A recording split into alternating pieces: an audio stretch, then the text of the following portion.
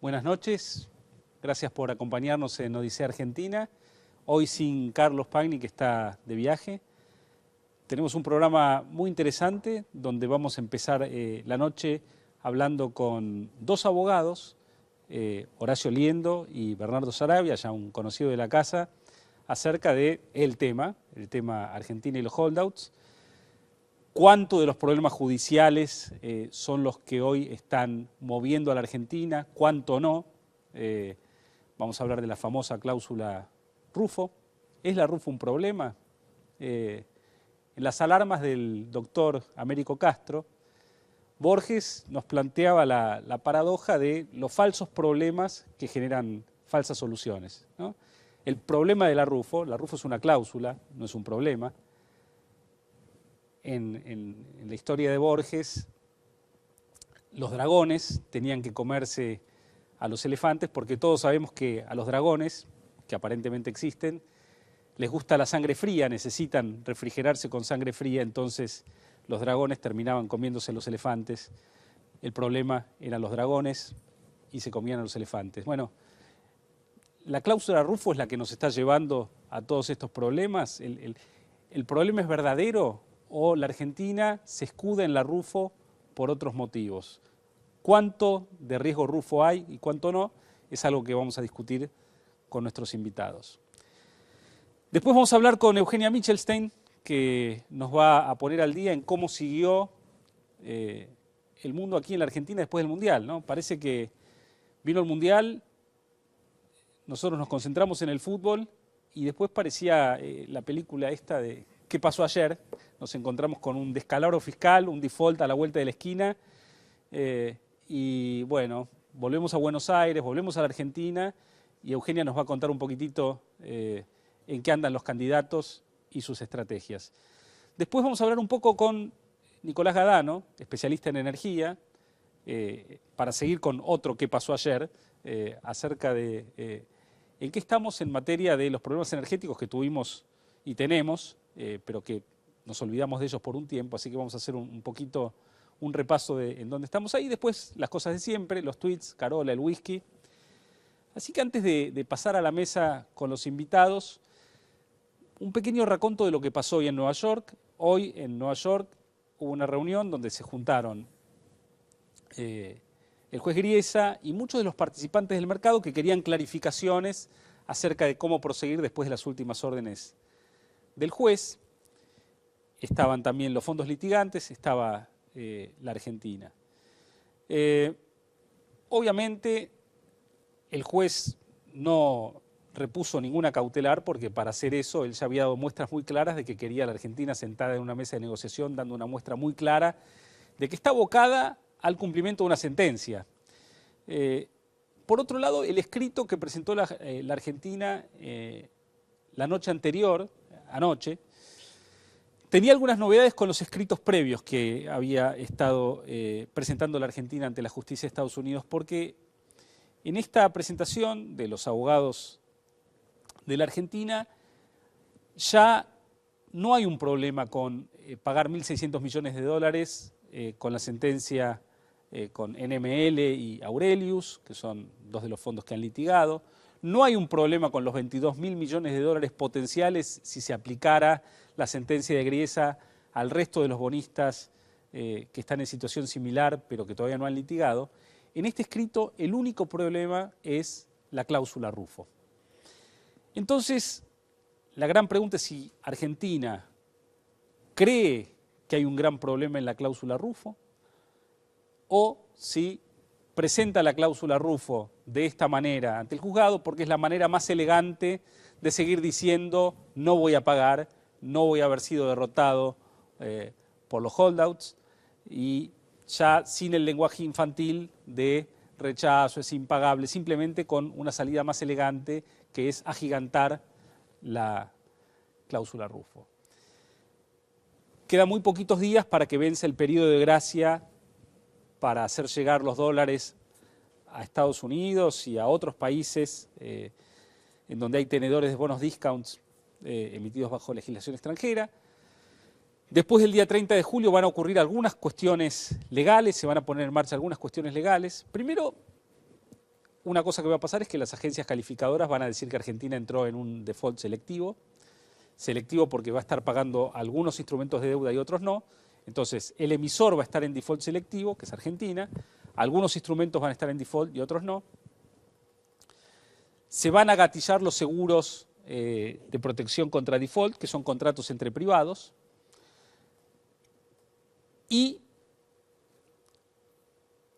a partir de que Argentina ha incumplido, ya utilizando el periodo de gracia de los 30 días, si se juntase una mayoría de 25% de tenedores de bonos discount, impagos, pagos por la Argentina pero impagos para ellos, podrían pedir la aceleración de los bonos. ¿Qué significa pedir la aceleración de los bonos? Significa que un bono que vencía en el año 2033 se volvió exigible y pagable al día siguiente. Obviamente eso no quiere decir que la Argentina lo vaya a pagar, pero una vez que eso ocurre también se ponen en marcha cláusulas que se conocen como de cross default, de default cruzado, que hacen ingresar en default a toda la deuda de la Argentina emitida bajo legislación extranjera, unos 30.000 millones de dólares. A partir de allí la Argentina tiene 60 días en donde si se pone de acuerdo con los holdouts o si consigue una cautelar porque está negociando, podría, pagando, digamos, podría curar esa aceleración sin ninguna otra consecuencia. Luego los 60 días, para curar esa aceleración y salir del default, hacen falta mayorías especiales de los bonistas. Es decir que por los próximos 60 días las cosas que ocurran todavía son reversibles si la Argentina se sienta a negociar. Ahora, si salimos de la cuestión legal y entramos en la cuestión económica, van a empezar a pasar cosas que no son tan reversibles. La Argentina hoy está en un equilibrio macroeconómico muy, muy finito, donde tiene un déficit fiscal muy grande financiado con emisión. El central emite letras para retirar los pesos que emite por otra ventanilla a una tasa del 27% que Fábrega no puede subir porque la Presidenta y el Ministro de Economía no lo dejan. Y esa tasa, en un evento de acuerdo con los holdouts, sería muy atractiva porque un banco central con los bolsillos llenos realmente podría seguir con su estrategia de atrasar el tipo de cambio y usar ese atraso como ancla antiinflacionaria. Todos comprenderíamos que va a haber dólares porque van a salir a emitir la Ciudad de Buenos Aires, la provincia, YPF, el Banco Central va a poder tomar líneas contra el Banco de Francia. Y entonces esa colocación de letras para el Banco Central en el segundo semestre sería bastante confortable. Pero en un escenario de default las cosas cambian. El Banco Central, que se esperaba que pudiera convencernos a todos de que tiene la billetera llena y que no va a devaluar, finalmente no solo no contaría con los dólares provenientes de las emisiones de las provincias de YPF, sino que además se le cortarían algunas líneas de financiamiento comercial, las líneas que iba a usar contra el Banco de Francia. Y entonces, si todo el mundo piensa que ahora sin dólares el central en algún momento va a tener que devaluar, los futuros del peso, en vez de estar en 30% como están hoy, en 30 anual como están hoy, se van a ir al 40 o al 50%, y para cualquier inversor institucional de la Argentina, comprar esas LEVACs que utiliza hoy el Banco Central para retirar los pesos que emite por otra ventanilla, se va a convertir en una aventura probablemente ruinosa. Con lo cual,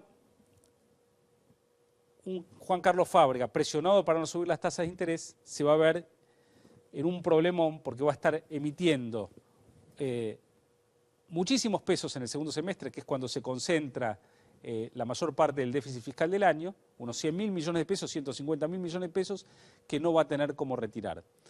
A mí me hace acordar a la crisis de los tesobonos mexicanos. Los tesobonos en México era algo que nadie miraba, era deuda doméstica, se operaba en moneda local, aun cuando era ajustable por tipo de cambio, y en el año 94 en México ese stock fue creciendo y nadie le prestó atención. Ahora, cuando empezó a haber ruido y el comandante Marcos en Chiapas y empezó a haber algunas dudas con el tipo de cambio en México, en octubre, noviembre, nadie quiso renovar los vencimientos de tesobonos y finalmente México tuvo que devaluar. Claro, en la Argentina, si Fábrega tuviera flexibilidad para subir la tasa de interés, a alguna tasa de interés podría renovar los vencimientos de estas letras. Esa tasa tendría que ser superior a la devaluación esperada. El tema es si lo van a dejar o no lo van a dejar, pero este es el eslabón débil del programa y si uno tiene en cuenta que estamos en un equilibrio muy justito y que tendríamos que pasarnos a un escenario macroeconómico muy complicado, ese es el principal argumento de los que todavía tienen fe en que el gobierno la semana que viene va a terminar poniendo sobre la mesa alguna propuesta compatible con el supuesto problema de la RUFO, es decir, poner una garantía y que se pague en 2015.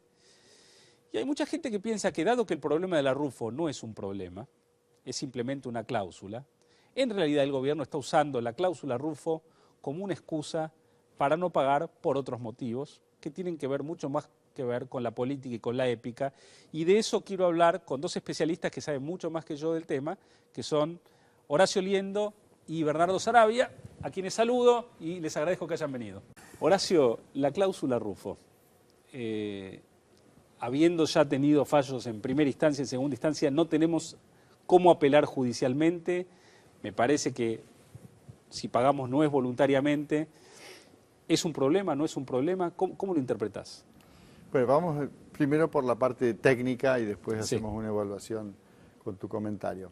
Desde el punto de vista técnico, la cláusula solamente prohíbe la recompra de deuda, el canje de deuda y la modificación de los términos de los bonos que están emitidos y que puedan entrar en el canje. La tercera la descartamos, nos queda la recompra, que no es el caso, y el canje. En el canje yo creo que con el nivel de prevención que tiene el gobierno sobre la cláusula RUFO, sería aconsejable que si fuese a llegar a solucionar el problema para evitar el default, pagara en efectivo. Así es. Y que cualquier negociación que quiera hacer respecto de colocación de deuda lo haga con otra entidad distinta del acreedor. Con lo cual no existiría ningún inconveniente con la cláusula RUFO. Me hace acordar cuando oía tu comentario a lo que en el colegio nos enseñaban como la máscara de Fernando en la época de la Revolución de Mayo, cuando estaba preso el rey de España por las fuerzas de Napoleón y los patriotas utilizaron, decían algunos, el argumento de que Fernando estaba preso para lograr el camino hacia la independencia y otros decían que era genuino el argumento de que dependíamos de la corona y no dependíamos de España, ¿no es cierto? Y que estando el monarca preso, obviamente teníamos que darnos nuestro autogobierno. La máscara de Fernando en aquel momento funcionó. Yo creo que en el caso de la cláusula RUFO parecería que está siendo utilizada para balancear una situación de debilidad en la negociación con la contraparte, que se dejó que llegara a este punto de fortaleza por no haber resuelto el problema con anterioridad. ¿Se podía resolver el problema con anterioridad, dada la existencia de la cláusula RUFO? Es decir, con instancias judiciales por delante. Pregunta para los dos, ¿no? ¿Bernardo? Horacio, yo creo que sí era posible, y agregar a lo que decía Horacio de estas tres opciones. Lo que dice la cláusula puntualmente destaca la voluntariedad. Y acá no habría voluntariedad, acá se estaría cumpliendo una sentencia, y al cumplir una sentencia tiene carácter coercitivo. Entonces no hay carácter voluntario en el cumplimiento de la sentencia. Creo que es un dato no menor e importante desde el punto de vista técnico. Yo creo que veo en muchos analistas y comentaristas un montón de voluntarismo en el sentido de hay que pedirle a Griesa como un certificado de que nos obligó. Y creo que Griesa no puede hacer eso. O sea, Griesa, algún juez americano en algún momento va, si alguien litiga, le caerá la cláusula RUFO y tendrá que expedirse, pero en abstracto Griesa tiene algo para ofrecerle a la Argentina en términos de, muchachos, quédense tranquilos que esto, más allá de la interpretación legal, que vos pensás que la probabilidad de que la cláusula RUFO pudiera ocasionarnos un problema en el futuro sea muy bajo, pero ¿existiría algo que le pueda pedir a la Argentina a Griesa para blindarse en ese sentido? No, yo pienso que no, pero me gustaría recorrer un camino de análisis de la solución de este problema que hoy nos angustia a toda la sociedad y que existe. Porque llegamos a esta situación por haber incumplido otra cláusula anterior, que es la cláusula de par y paso. La cláusula de par y paso es la que establecía que la obligación de que los dos bonos tuviesen que estar en el mismo rango, los viejos y los nuevos. Argentina no adoptó ninguna decisión para confiscar la deuda vieja. La deuda vieja sigue valiendo. Sin embargo, adoptó una serie de medidas legislativas y algunas del Ejecutivo y otras del Poder Judicial, por las cuales disminuyó el rango de la deuda vieja. La ley Cerrojo, las leyes de diferimiento, el no reconocimiento de las sentencias en Argentina. Esas son las causas que llevaron a Griesa a disponer estas medidas cautelares para, como no podía subir la deuda nueva, bajar la deuda vieja, bajar la deuda nueva al mismo nivel, y entonces dijo, no le paga a uno si no le paga al otro simultáneamente. Ahora, Argentina puede, hoy todavía, convocar al Congreso, derogar la ley Cerrojo, derogar la ley de diferimiento, establecer un procedimiento expedito de reconocimiento de las sentencias y presentarse a Griesa y decir, señores, he resuelto la causa de discriminación, he comprendido el problema y he resuelto la causa de discriminación. En ese escenario, los acreedores se encontrarían en la situación que estaban, en donde su rango legal no estaría desconocido. Las medidas cautelares podrían caer, las medidas que ha dispuesto Griesa, las injunctions, y seguramente no se extenderían a los otros holdouts, pero significaría que el procedimiento que debe seguirse es el que siempre debió haberse seguido, de reconocer las sentencias en Argentina y acá disponer la forma de pago mediante o bien esperar los recursos del presupuesto o bien pero no suscribir entiendo un bono. en este camino cuál es el monto que corresponde a la creencia de los... Lo que está condenado, lo que decían los bonos. Perfecto, ok. Lo que decían los bonos. Lo que decían los bonos. ¿Por qué no? Voy al primer punto. Sí, sí, porque son bonos que no tienen mecanismos para alterar esa creencia. No solamente eso, no han sido alterados, ni siquiera violando ningún mecanismo. Así no hay es. ninguna disposición de Argentina que haya modificado el monto de lo que Argentina debe por esos bonos, ni antes, ni durante, ni después de los juicios que ocurrieron en Nueva York. Bernardo. Yendo a lo de Sí. Griesa, y me gustaría ahí tomar, coincido con lo que dice Horacio, ¿qué es lo que está haciendo la Argentina y qué es lo que ha dispuesto Griesa? Y acá es lo que a mí me llama la atención, la gran contradicción que hay. Griesa ha fijado una hoja de ruta y para eso ha designado un special master, conociendo la dificultad del problema, justamente para que esta persona ayude a que las partes se pongan de acuerdo en cómo ejecutar esta sentencia que está firme. Contra eso, y ya lo dijo además, el stay no corresponde, lo había dicho antes, lo volvió a repetir ahora. Contra eso la Argentina presenta un escrito anoche, que vos estabas destacando en el comentario recién, y que para mí es revelador de la estrategia que está siguiendo la Argentina en dos aspectos. El primero, en cuanto al pago que tiene que hacer a la deuda reestructurada. Y ahí para mí lleva un argumento jurídicamente bastante endeble, en el siguiente sentido. La Argentina dice, lo ha sostenido, lo repite el jefe de gabinete. Yo pagué, yo cumplí, me desentiendo cómo, no importa cómo, yo no voy a entrar en default porque yo ya deposité la plata. Digo infantil porque jurídicamente se cumple cuando efectivamente el pago llega a su destino, que no es el caso. Eso en cuanto a los pagos bajo la deuda reestructurada. Y en cuanto a la deuda que está en default, parte de una premisa que es, a mi entender, equivocada y falsa. Dice en ese escrito, queremos reestructurar o queremos cumplir o acordar con toda la deuda que todavía está incumplida, de forma equitativa, de forma razonable y de forma sostenible. Sí. En realidad, cambiaron el justa, equitativa y legal, legal por sostenible. Bueno, Sí. en realidad... Ahí no caminaba. Ahí no caminaba. Y no camina, creo tampoco ahora. Acá hay una sentencia adversa que está enfrente y hay que cumplirla. Sí. Entonces ya se parte de una premisa equivocada. Y eso se suman dos argumentos bastante simplistas, a pesar de que algunos han dicho que era, y es verdad, un poquito más elaborado que lo de antes. La primera es que dicen tenemos que reestructurar la deuda de manera completa, no solamente este porcentaje que significa la sentencia. Y la segunda es la cláusula Rufo que está analizando recién. Reestructurar de manera completa está también fuera del alcance del Exacto, juzgado bueno, porque no hay, digamos... Ahí va la segunda, es sí, exactamente cierto. Acá estamos hablando de una sentencia puntual, concreta, exacto. y no es el marco para resolver todo. Y segundo, respecto a la cláusula Rufo, yo comparto, no es más que la máscara de Fernando, no es ni más ni menos que eso, a mi criterio al menos. Y lo que es más grave, han agregado un argumento novedoso, que es el de la responsabilidad de los funcionarios. Les quiero preguntar, sí, es increíble que ellos mismos, así como en un discurso, el primer discurso de Kicillof, cuando la Corte rechaza tomar el caso y dice, bueno, ahora si pagamos... vamos a tener que pagar 500.000 millones de dólares por la Rufo. Él mismo, como ministro de Economía, ya le da validez a la Rufo. Una cosa, la verdad, sorprendente. O sea, se tendría que preocupar más por los juicios que podría tener por esa declaración que por, por una mala praxis. Hasta esa declaración. Es el propio ministro de Economía que está diciendo, yo ya la interpreté, ustedes tienen derecho. Exacto. Ahora...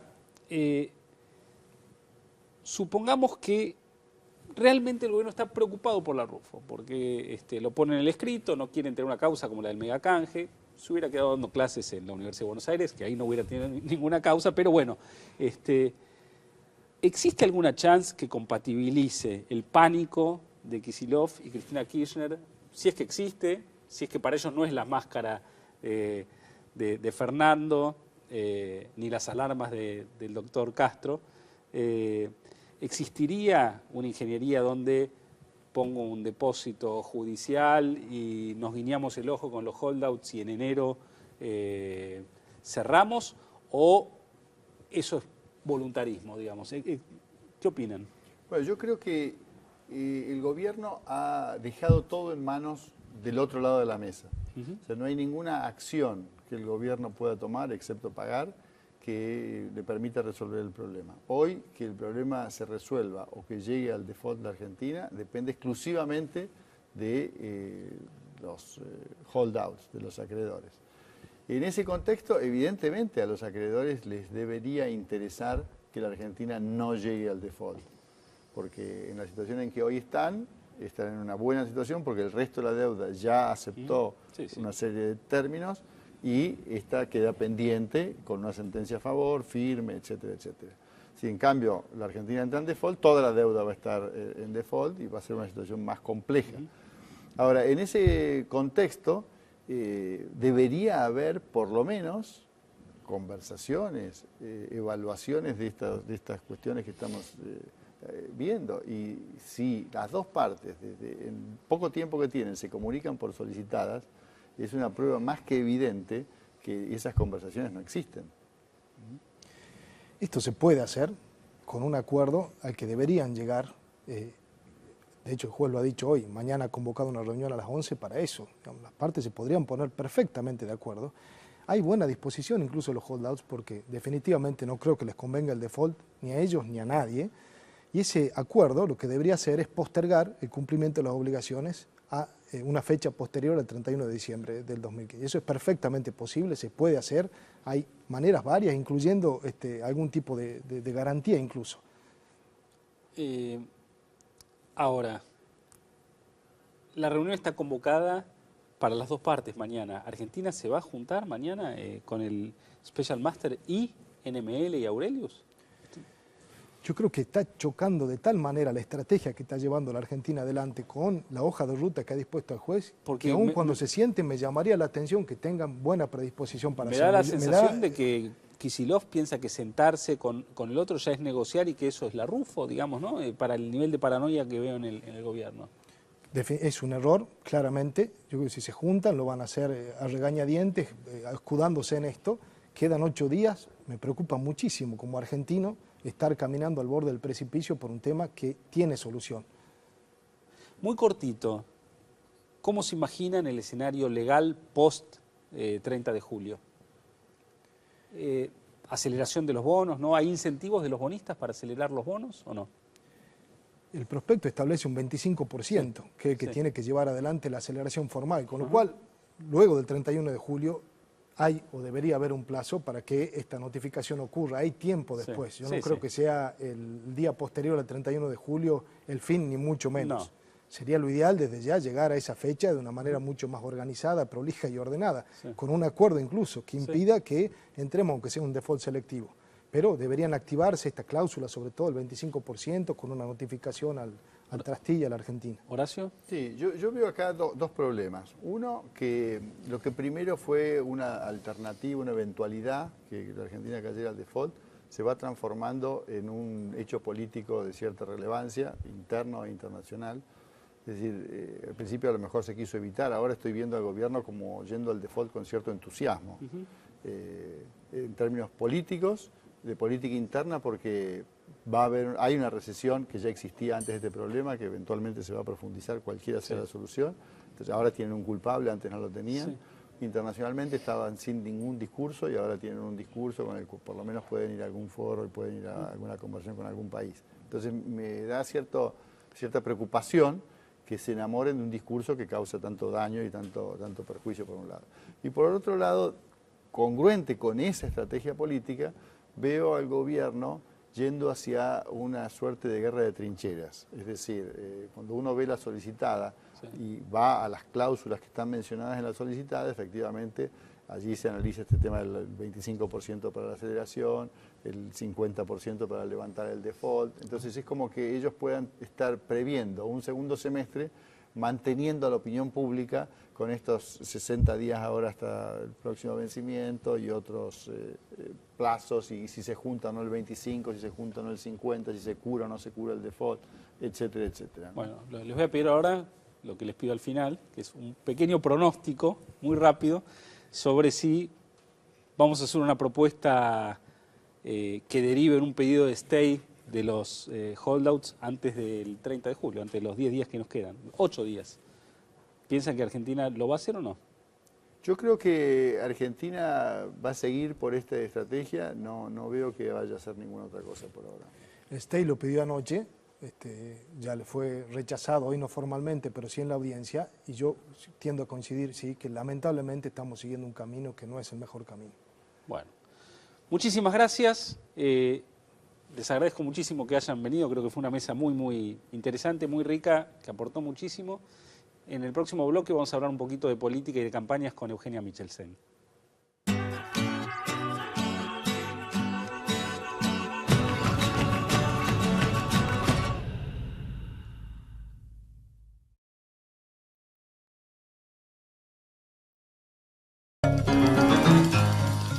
La fuerza del campo está en el trabajo de su gente y la fuerza del trabajador está en la UATRE.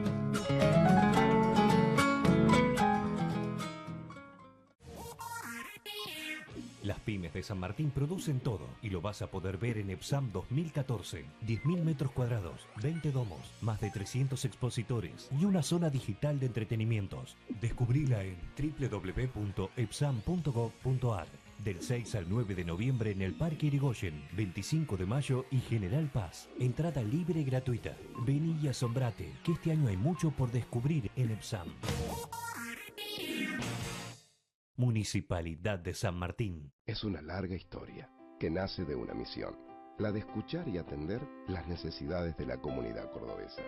Esa historia es la del Banco de Córdoba, que recorre 140 años con una visión muy clara: ser el banco de todos los cordobeses. Y se logró, sí, por gestión, con apoyos concretos a la familia y a todos los sectores de la actividad económica.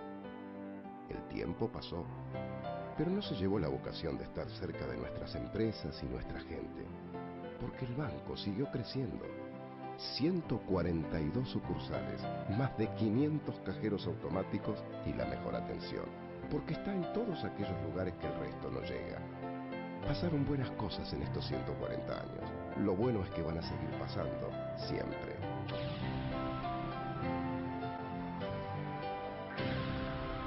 Para seguir siendo parte de tu historia. A partir de hoy, tenés un motivo más para elegir Fiat. Ahora, con la compra de un Fiat, estás aportando a las organizaciones Techo y Ruta 40 porque creemos que ayudar es importante. Un Fiat, una ayuda. El mundo necesita compartir más momentos mágicos. Alimentalos con Arcor. Silfa, laboratorios farmacéuticos auténticamente argentinos.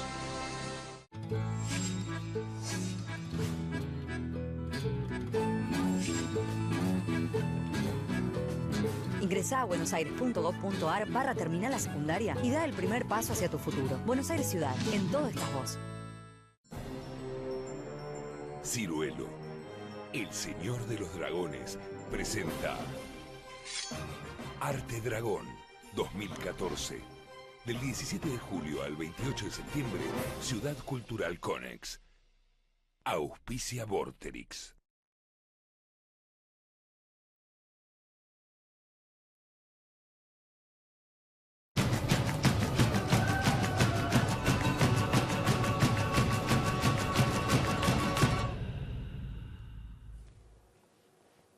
Bueno, estamos de vuelta en Odisea, esta vez con nuestra ya habitual invitada Eugenia Michelsen, profesora de campañas políticas en San Andrés.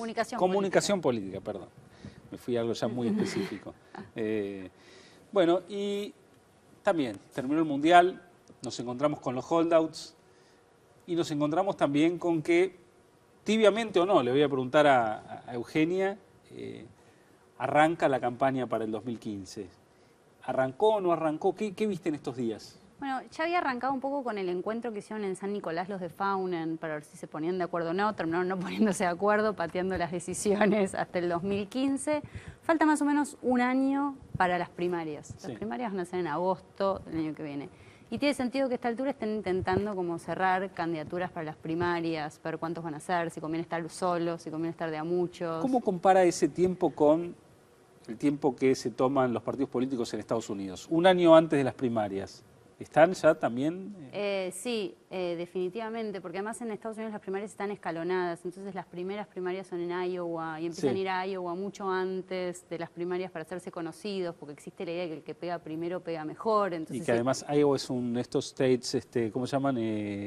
Battleground states, claro, que están como divididos, entonces que conviene ganar Iowa y que it makes or breaks, o sea, hace o rompe una candidatura. Entonces sí, empiezan con mucha anticipación, tanta anticipación que hay bastante crítica de eso, como la idea de la campaña permanente, que sobre todo impide al que es el incumbent, el presidente en ese momento, seguir con sus tareas de presidente. En este año, las elecciones que vienen en 2016, no va a haber ese problema porque Obama no puede presentarse.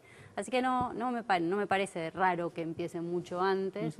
En la Argentina, y también es verdad que casi todos los candidatos están viendo qué pasa con el tema del default antes de tener definiciones muy tajantes. Así que me parece que empezaron un poco, que cada vez se van a acrecentar en el verano, seguramente los políticos van a querer hacer campañas, un clásico era hacer campaña a la costa, Mar del Plata, así que Pimpinela, etcétera, van a querer hacer campaña, y no me parece exagerado que un año antes estén pensando cuáles van a ser las ¿Pudiste ver qué está haciendo cada uno? ¿Notás algún factor diferenciador en cada uno?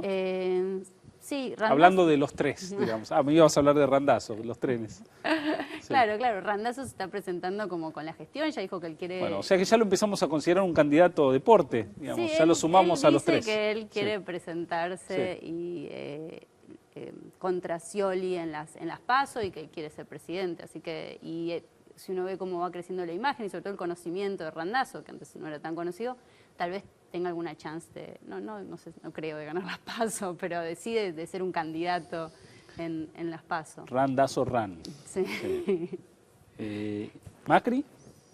Bueno, Macri tiene que resolver si se presenta con Faunen o va solo, ¿no?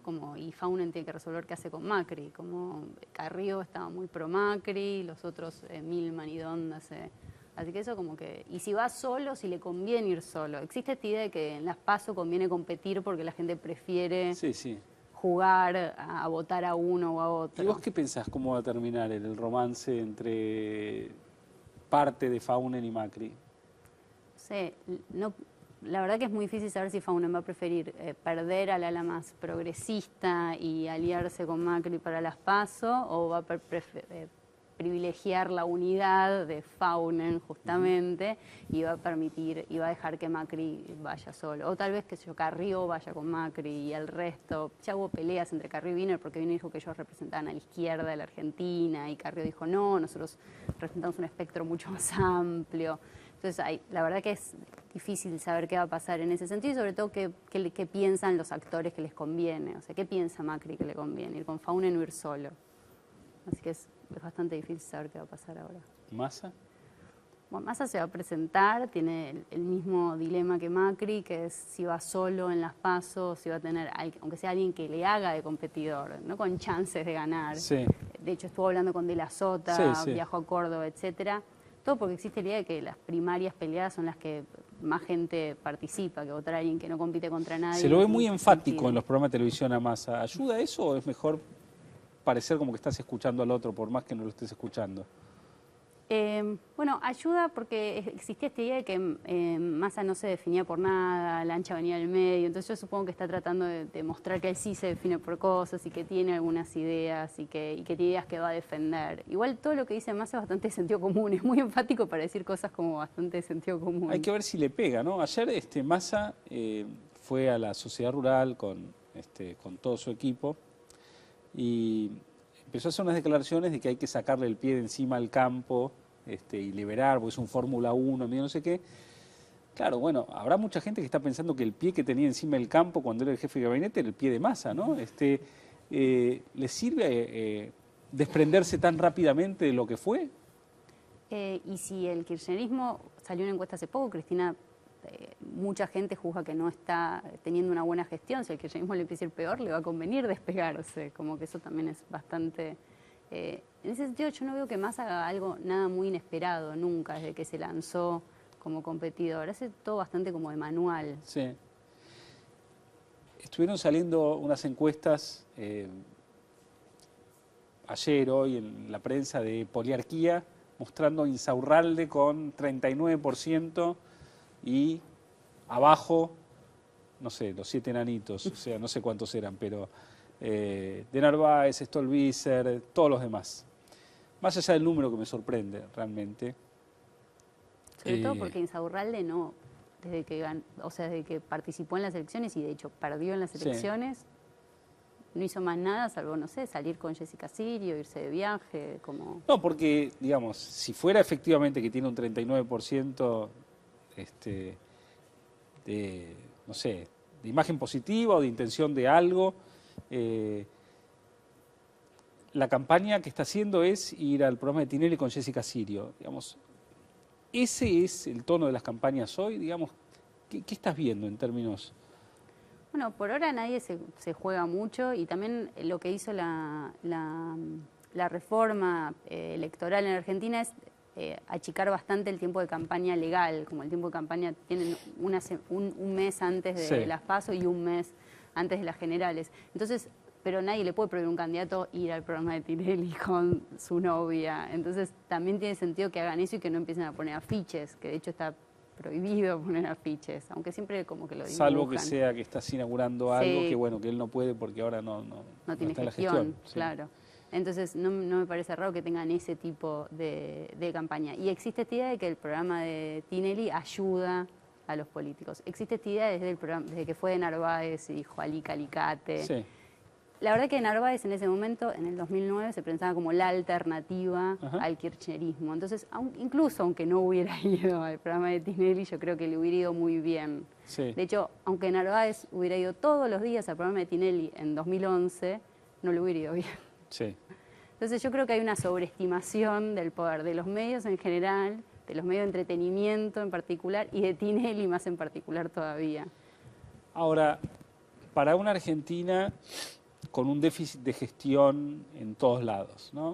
O sea, déficit de gestión macroeconómica, déficit de gestión en infraestructura. Aquellos políticos que puedan mostrar una gestión razonable van a tener un plus sobre los otros, ¿no? Sí. Sí, y además es el plus del que ya está gobernando, o sea, el plus de decir yo hice esto, sobre todo el plus del que está en el Ejecutivo. ¿Quién puede mostrar gestión? Bueno, en principio uno pensaría que Macri puede mostrar gestión, porque está en el Ejecutivo de una ciudad, está haciendo cosas, o sea, el Metrobús, abrir la autopista, la Ilia, etcétera. Uno pensaría que Scioli, que está en la provincia de Buenos Aires, debería poder mostrar gestión, pero como... O afiches naranjas, aunque sea. Sí, pero como está la provincia de Buenos Aires, no sé qué tipo... O sea, según cómo vaya la economía, y como estén sobre todo las cosas en el conurbano bonaerense, de acuerdo a la economía, no sé qué tipo de gestión... Y randazo con los trenes. Claro, y randazo con los trenes. Y los DNIs. Sí, y los DNIs. Y la República Sociedad de San Luis, con las rutas iluminadas, pero bueno. Si le tuvieras que dar un consejo a cada uno de los candidatos, de estos tres, porque Frente Amplio unen todavía es un conjunto de candidatos, pero uno a Scioli, uno a Massa, uno a Macri, uno a cada uno. Bueno. Gratis en este programa para ellos. Estoy segura que mucha gente los está asesorando, así que no creo que les vaya a decir algo nuevo, pero Macri claramente, y es lo que está intentando hacer, tiene que hacerse conocido y votable en el resto del país, o sea, salir un poco de lo que es la Ciudad de Buenos Aires y el primer cordón del conurbano, no podría decirse. Y es lo que está haciendo, de hecho está viajando mucho. Scioli debería tener muy buen timing con respecto a cuánto se separa del gobierno nacional, que es algo que yo creo que tiene que hacer, o sea... Y Randazzo debería, además de inaugurar trenes y DNIs y todo eso, decir, bueno, ¿qué más va a hacer? O sea, porque lo de los trenes está muy bien para un ministro de Transporte, pero no alcanza para un presidente, y Randazzo se cuida mucho de hablar de nada más que los trenes y el DNI. Y yo creo que Randazzo además se hizo un favor cuando fue tajante o cortante con el vicepresidente. Sí, sí. Bueno, los tres eran Scioli, Macri y Massa. Vos me pusiste a Randazzo, entonces ahora son 4. ¿Massa? Y Massa, bueno, Massa yo creo que en ese sentido está haciendo lo que viene haciendo desde siempre y no sé si le está resultando igual que le resultó en el 2013. O sea que creo que en algún momento tal vez debería definirse como algo diferente. Toda esta cosa de estar Macri, única y exclusivamente rodeado de las viudas de Néstor, digamos. Sí. ¿Le suma, no le suma? Digamos, en el imaginario popular, ¿la gente quiere volver a eso? ¿Al Alberto Fernandismo, Labaña? No, o sea, yo no creo que quieran volver al Alberto Fernandismo. Ahora, ¿eso lo mira el público en general o simplemente la gente obsesionada con los programas políticos y con los diarios? ¿Importa o no importa? Lo mira la gente obsesionada con los programas políticos y con los diarios hasta que llegan las primarias. O sea, el argentino presta atención, el argentino, la gente de todos los países del mundo presta atención a las elecciones cuando falta poco para las elecciones, que tiene sentido. Antes la gente tiene otras preocupaciones y tiene sentido decir otras preocupaciones. Entonces, no es que Alberto Fernández no es conocido. Entonces, de vuelta otra vez sopa, no sé si la gente va a querer volver a ver a Alberto Fernández. Pero la pregunta entonces, con más es, ¿de quién se podría rodear que no fueran las viudas de Néstor? Sí. Pues no sé si hay una cuestión de elección o una cuestión de que es la gente que se le acerca. Es así. Eugenia, muchísimas gracias por venir. Muchas gracias. Gracias.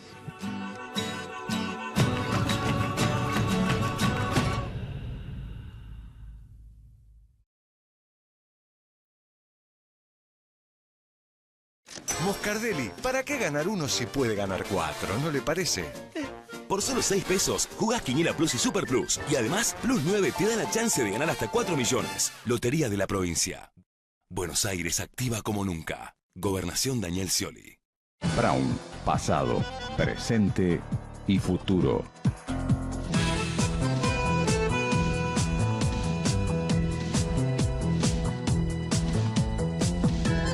Almirante Brown, ciudad de las artes y las ideas. El trabajo diario de miles de argentinos, sumado a la inversión constante en tecnologías de punta, hacen de la producción y exportación de cereales y productos oleaginosos la mayor fuente genuina de divisas, contribuyendo significativamente al crecimiento de nuestro país. Hace valer tu derecho a la excelencia. Universidad Metropolitana para la Educación y el Trabajo. Ya está abierta la inscripción. Informate llamando al 0800 222 UMED en www.umed.edu.ar o acercándote a Sarmiento 2037. UMED, tu derecho a la excelencia.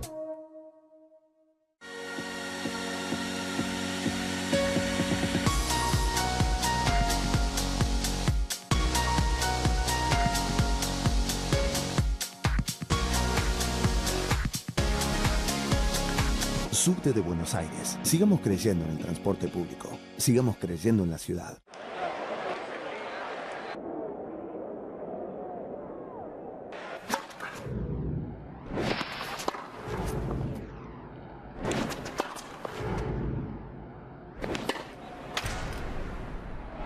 Nuevo Peugeot 308 Roland Garros te lleva a las emociones.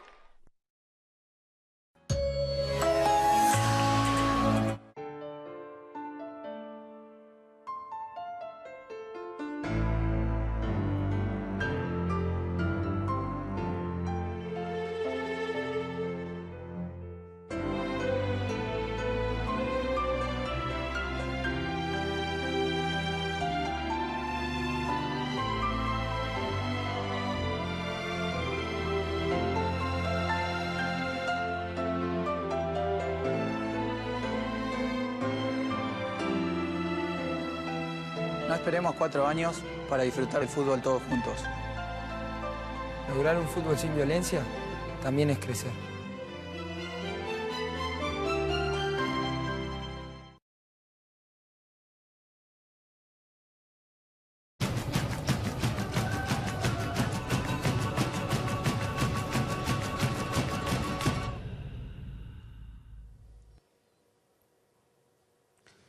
Estamos con Nicolás Gadano, una de las personas que más sabe de petróleo y de energía en la Argentina, investiga para el CIPEC y además asesora a YPF. Bueno, y con Nicolás también quería repasar un poquitito temas coyunturales y temas un poquito más estructurales como la ley de hidrocarburos que está intentando sancionar el gobierno. Pero también el Mundial, otras cosas taparon el problema energético de la Argentina. Y me gustaría, para ordenarnos un poquitito, que nos cuentes qué fenómenos están pasando este año en términos de la oferta de energía y qué fenómenos están pasando desde el punto de vista de la demanda. Es decir, si las subas de precios de las naftas finalmente hicieron caer el consumo, si se está equilibrando un poquitito el mercado. ¿Cómo lo ves? Bueno, empezando por el lado de la demanda, hay dos temas de la coyuntura que la están ralentando claramente, que es por un lado el nivel de actividad económica, sí. Especialmente en lo que es la demanda de gasoil, que es muy dependiente del nivel de actividad y así se ha visto siempre en la historia.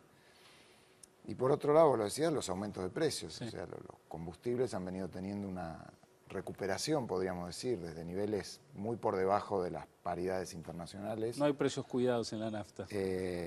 Y claro, y vienen aumentando en términos reales. En algún momento no había demasiado efecto sobre el consumo. Yo me acuerdo que vos estabas obsesionado con que la elasticidad no funcionaba. Bueno, es que empezó a funcionar. Empezó a funcionar. También hubo algo con la venta masiva de autos, sí.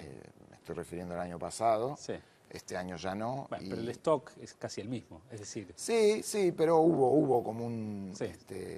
También se dejaron de comprar autos porque la nafta pesa más, ¿no? Es probable. Sí. Pero digamos, ya uno está viendo en los datos más recientes, a partir de mayo, que el consumo de combustibles está cayendo. ¿Cuánto? 3-4% interanual. Pero antes no caía. Antes no caía. Sí. Y digo, no es que sea una buena noticia que como hay recesión se consume menos, pero desde el punto de vista del déficit energético, eso... ¿Qué va a pasar con el déficit energético? Del lado de la oferta, si bien hay mejores precios en lo que es el upstream, ¿no? A los productores de gas, a los productores de petróleo, bueno, la Argentina convive con una realidad geológica, que es que los yacimientos de petróleo y gas en Argentina ya son muy maduros. Es decir, que no es que están condenados inexorablemente a una caída única o con una única tendencia, pero la verdad que la producción declina y ya es muy difícil revertir fuertemente ¿Se puede la tener caída de ya la producción esa certeza geológica? Porque el comienzo de la declinación de la geología coincidió con la etapa de precios muy inferiores a los de mercado, ¿no? Bueno, sí, no te diría, la producción de petróleo, el pico es a fines de los 90, o sea, en el año 98, antes de la crisis. Bueno. Y en la producción de gas, evidentemente las condiciones económicas influyen mucho, pero por eso hay tanta expectativa también sobre los recursos no convencionales, vaca muerta, porque de las áreas convencionales de petróleo y gas, por supuesto que hay mucho por hacer para tratar de que la caída no sea tan brusca, pero si no hay nuevos descubrimientos, y hace mucho que no hay nuevos descubrimientos convencionales, es inexorable que la producción... Como observador de afuera y que conoce poco del sector, siempre percibo que hay una discusión entre los que dicen, no, acá hay que poner los cañones en lo convencional, hay más para sacar, pasa que no hay recursos, y esos recursos no están porque están yendo a lo no convencional, que va a tardar muchísimo en dar. ¿Existe esa discusión? ¿Es válida? Existe, no creo que sea válida porque no es incompatible una cosa con la otra y gran parte de excepto que tengas pocos recursos. Bueno, pero gran parte de las cosas que se pueden hacer para atraer recursos son positivas para las dos formas de explotación. De hecho, YPF, que está de alguna manera liderando la recuperación de la producción, algo está produciendo en no convencional, poco todavía, pero el grueso de lo que logró para revertir la caída de producción y gas son yacimientos convencionales. O sea, hay que trabajar en los dos frentes. Cuando el gobierno confisca las acciones de YPF en poder de Repsol... Expropia sería el término. Yo me gusta decirle confisca.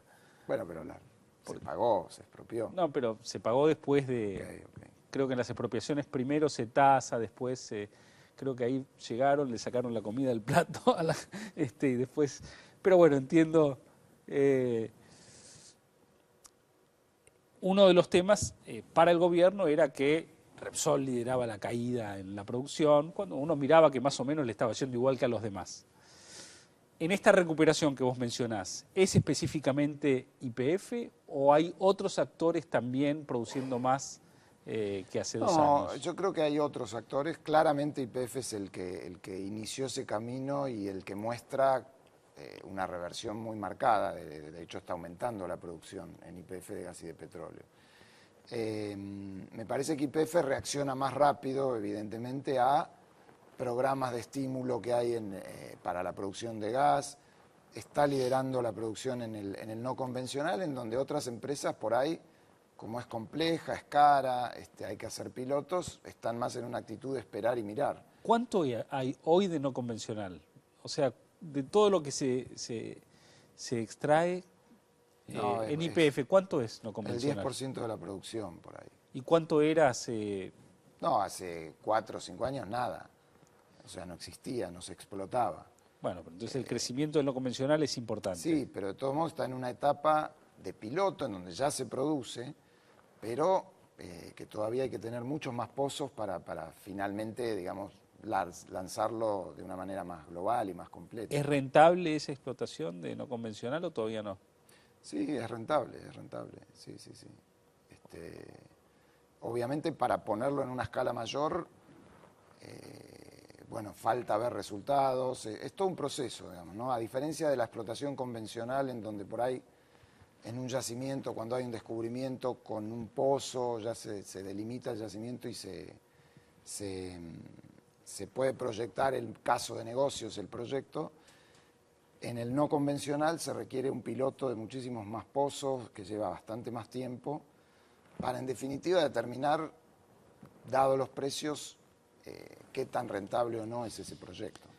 El presidente de YPF, Miguel Galuccio, está impulsando la sanción de una ley de hidrocarburos. ¿Para qué es necesaria una ley de hidrocarburos hoy en Argentina? En realidad hay una ley de hidrocarburos. Lo que pasa es que esa ley, que es de 1967, es vieja y básicamente no se adapta a 2 grandes temas que cambiaron en el medio desde ese momento.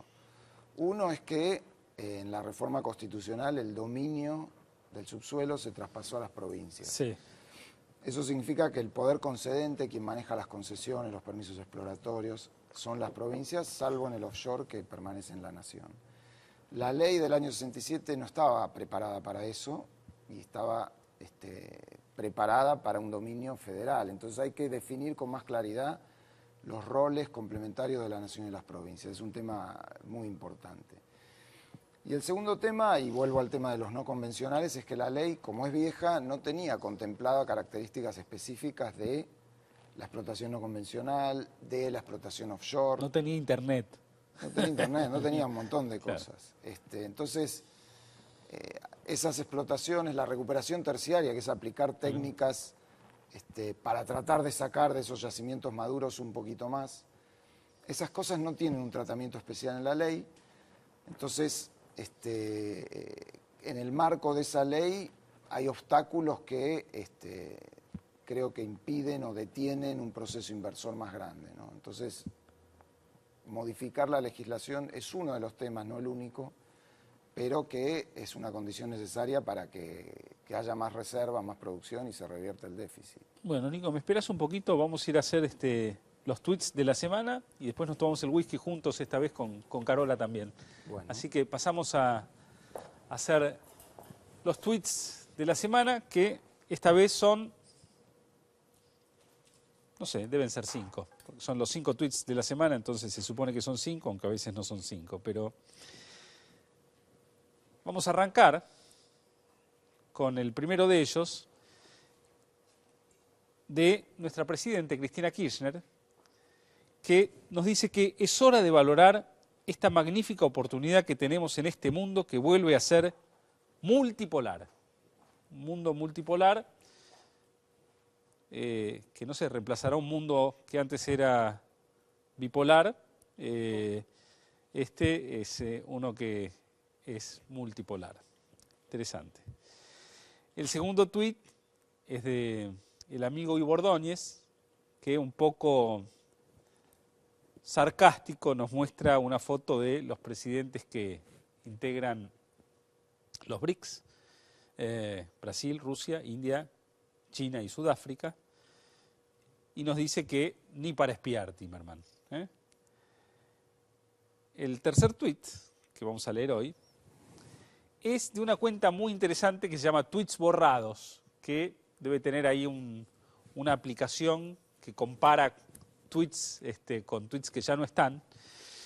Y es un tuit de Florencia Saintú, la decana de la Universidad de La Plata, aquella que le dio el premio a la libertad de expresión a Hugo Chávez, que dice que un papa de derecha no podrá con el avance nuestro americano. Es muy interesante porque lo de nuestro americano, yo lo leía y me preguntaba qué es nuestro americano, qué países abarca de la región, si los del palo, los no del palo, digamos, qué tipo de países. Pero bueno, ahora que tenemos la Secretaría de Coordinación del Pensamiento, podemos pedir dictamen para que nos expliquen qué es ser nuestro americano. Tenemos un tuit muy cortito pero contundente de Gaby Levinas, que dice que buitre es el otro. Es un poquito distinto al de la patria es el otro, el de Gaby Levinas es buitre es el otro. Tal vez refiriéndose también a algunas personas que también hicieron ganancias siderales, no comprando bonos, sino comprando otras cosas. Pero bueno, no lo digo yo, lo dice Gaby Levinas. Y Franco, nuestro querido Franco Macri, que siempre nos acompaña en esta sección con tanto humor, involuntario por supuesto, que nos dice que en el 68 se decía la imaginación al poder y en el siglo XXI, digamos, incluyamos a los jóvenes, a los gobiernos para que den aire a la experiencia. Un tuit camporista de Franco que nunca defrauda. Bueno, volvemos a la mesa, vamos a tomarnos un whisky con Nico y con Carola. Hola Nico. Hola. Hola Nico. Hola, hola. Estamos en nuestra mesa, así todos juntos, tipo Nuestra América. Brindamos primero. Ya, arrancamos brindando. Los vasos que nos regaló el coronel, vamos a hacerle honor. Sí, los vasos del coronel. Coronel. Carola. Vamos con algo que vos mencionaste hace un rato, ¿no? La presencia de todo el Frente Renovador en la sociedad rural argentina. Estaban todos, si tomamos lista, estaban Justosi, Pose, Delgado, Adrián Pérez. Massa, obviamente, llegó tarde. Parece que es un clásico de él, esta llegadita tarde. También Felipe, pero Felipe llegó tan tarde que no llegó al almuerzo. Así que había una mesa así larguísima, me están haciendo señas que me apure, una mesa larguísima donde todos estaban ahí comiendo bife de chorizo, menos nuestro amigo Martín Redrado, que se estaría cuidando porque comió una pechuguita de pollo con arroz así un almuerzo muy escueto. No sé si habrá tomado, pero lo que tenemos es una lista maravillosa que te pido que yo la puedo mostrar a esa cámara, sí. Nico la va a arrancar, sí, pero tenemos, titulame esta lista, Nico. Yo creo que es el estudio estadístico del año, que es el ranking que hizo mediante una encuesta de opinión pública de la consultora de Jorge Jacobe, con las personas más honestas según los argentinos. Entonces, bueno, por supuesto... ¿Con quién arrancamos? Con Pope Francis. Con Pope Francis, sí. Seguido... Favaloro, Teresa de Calcuta. Bueno, después tenemos a Cáritas, que es una persona muy honesta, en el puesto número 16. Sí, esta encuesta mezcla personas y organizaciones, porque está Greenpeace también, sí. Está UNICEF. El Pupi Zanetti en el puesto 19, que le gana a Nelson, pero que pierde con Lionel Messi. Que tuvo una causa por evasión de impuestos, juega muy bien al fútbol, ¿no? Pero tuvo una causa por evasión de impuestos bastante importante. Y en el 18, Ernesto Guevara Che, entre comillas, ¿no? Ernesto Guevara Che. Sí. Pero ¿quién tenemos en el puesto 33 y 34? Por favor, Nico. Bueno, Susana Jiménez, que le gana a Jesucristo, que está en el 34. Pero que está por debajo de King Martin Luther. King Martin Luther. King Martin Luther. Ahora, Jesucristo, que pierde con Susana, no tuvo escondido un Mercedes-Benz tapado con unos fardos de heno. Ni una bemba, ni nada. Y la sigue Mercedes Sosa, ya que veníamos hablando de Mercedes, sigue Mercedes. La que debe estar contentísima es Magdalena, que comparte el puesto número 46 con Juan Domingo Perón. Son igual de honestos. Magdalena y Juan Domingo. Ahí. Y Gieco Raúl Alberto León también está mencionado. Tenemos muchos, hay difuntos y vivos, hay algunos que ingresaron este año y otros que se fueron el año pasado. ¿Cuál otro te llamó la atención? Yo no, me traje el resaltador y tengo todo resaltado. Spencer Diana, o Diana Spencer, en el puesto 100, que le gana, que pierde por un puesto con Daniel Scioli. Con Daniel Scioli. Scioli es mucho más honesto que Diana, porque le gana por un puesto. Y más honesto que ellos es Ricky Martin. Ricky Martin, que acá me entero que se llama Enrique Morales. Morales Enrique, Ricky Martin, sí, que desconocíamos que se llamaba así. Y Sosa Mercedes, que es honesta. Claro, los muertos, o sea, mucho no. ¿Y quién es el último de la lista, Nico? Estoy buscando el último de la lista. Mariana Walsh, la 102. Sí. Creo que es. Sí, evidentemente es menos honesta que Maradona, que está bastante antes. Pero bueno. ¿Cuántos casos tiene la encuesta? Porque hay más gente que casos. La composición es 500 rara. casos es la muestra, los casos. Pero bueno, hay cosas lindísimas como los ingresos respecto al 2013. Gente que entra a la lista y entra Axel Wittiven Pardo. Yo pensé que era un holandés que nosotros no conocíamos, pero es un cantante Axel que entró a la lista. Tenemos los egresos, que son buenísimos. Por ejemplo, sale de la lista Guillermo Moreno, Alfonso Pratgay, o sea, ¿sale de la lista quiere decir que deja de ser honesto? Ricardo Darín. Por lo menos deja Simón de Bolívar. Sí. Y el Incucay también, Jaureche. Bueno. Jaureche se va.